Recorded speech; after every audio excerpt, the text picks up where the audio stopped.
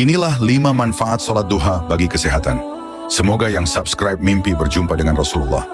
Sholat duha, ibadah sunnah yang dilakukan setelah matahari terbit hingga sebelum zuhur, bukan hanya soal pahala yang berlimpah.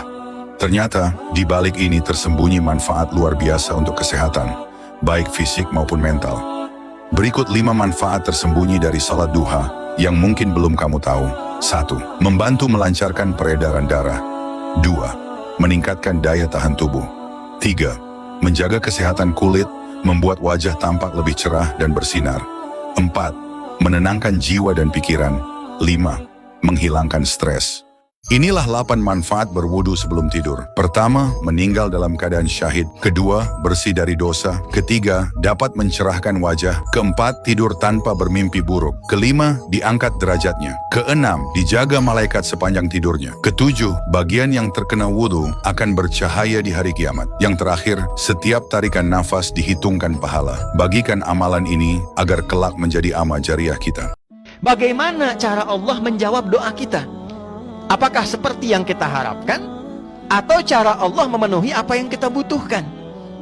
Maka yang pertama dijawab oleh Al-Quran dengan cepat. Falyastajibuli waliyu'minu bi. Jika doamu ingin cepat dijawab, doa itu kan permohonan kita, panggilan kita kepada Allah untuk mengabulkan, menyelesaikan apa yang kita minta. Kita memanggil.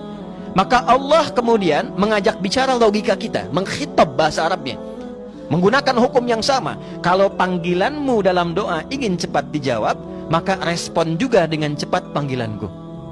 Falyastajibuli. Kalau aku panggil, kamu datang. Maka muncul hukum, tiap hari Allah panggil, dicek 5 kali dalam sehari. Subuh dipanggil, zuhur dipanggil, asar dipanggil, maghrib dipanggil, isya dipanggil. Dipanggil itu untuk konfirmasi doa kita. Allah nggak butuh dengan... Ada 7 kalimat yang insya Allah bisa jadi penyelamat hidupmu. Kalimat terakhir bahkan bisa membawa husnul khatimah. Yang pertama, ucapkan bismillah setiap kali ingin memulai sesuatu. Kedua, ucapkan alhamdulillah setelah menyelesaikan apapun. Ketiga, kalau tak sengaja berkata buruk, cepat-cepatlah ucapkan astagfirullah. Keempat, sebelum berencana atau ingin melakukan sesuatu esok hari, ucapkan insya Allah. Kelima, saat menghadapi sesuatu yang berat atau tidak disukai, jangan lupa ucapkan la haula wala quwata illa billah. Keenam, bila tertimpa musibah, segera katakan inna lillahi wa inna ilaihi rajiun. Dan yang terakhir, basahkan lisanmu dengan la ilaha illallah Muhammadur Rasulullah siang dan malam. Jangan pernah biarkan kalimat ini terlepas dari lidahmu. Semoga Allah mudahkan jalan kita menuju surga. Inilah dosa-dosa yang bisa menghapus semua pahalamu. 1. Syirik,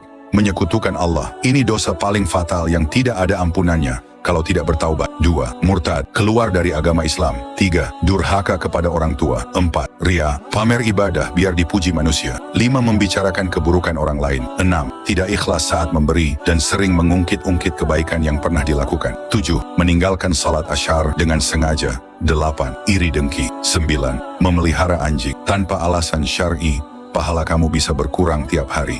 10. Bermaksiat saat sepi. Jangan biarkan amalanmu sia-sia gara-gara dosa-dosa ini. Wallahu a'lam bisyawab. Jangan lupa share biar banyak yang salah paham. Ternyata siksa paling pedih di akhirat bukan untuk pembunuh, pezina, atau pemabuk, tapi justru orang yang terlihat paling saleh. Rasulullah pernah mengingatkan, golongan ini adalah orang-orang yang munafik dan ria. Mereka yang ibadahnya hanya untuk mencari pujian, perhatian, atau pengakuan dari manusia. Dengan penampilan yang terlihat alim, mereka dinilai sebagai orang beriman. Namun hati mereka kosong dari keikhlasan. Tujuan mereka bukan ridho Allah, tapi dunia. Allah memperingatkan, amal ibadah seperti ini akan hangus tak bernilai di akhirat. Dan siksa mereka adalah... Pernah dengar ayat yang disebut penghibur orang mati? Tapi tahukah Anda, ayat ini justru mukjizat terbesar untuk kita yang masih hidup? Inilah rahasia surah Yasin ayat 58 yang jarang dibahas. Dalam surah Yasin ayat 58, Allah berfirman, Salamun qawlan mir rabbir rahim. Ini adalah salam kedamaian dari Allah yang maha pengasih.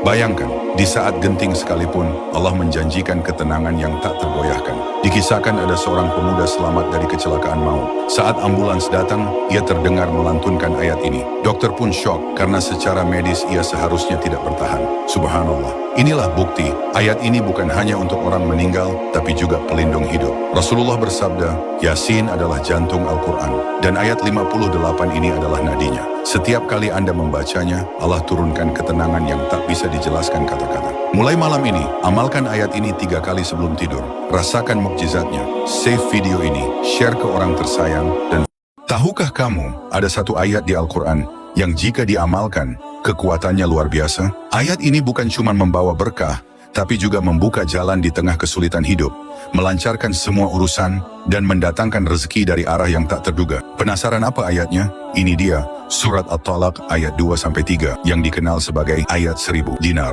Wa may yattaqillaha yaj'al lahu makhraja wa yarzuqhu min haitsu la yahtasib wa may yatawakkal 'ala Allahi fahuwa hasbuh.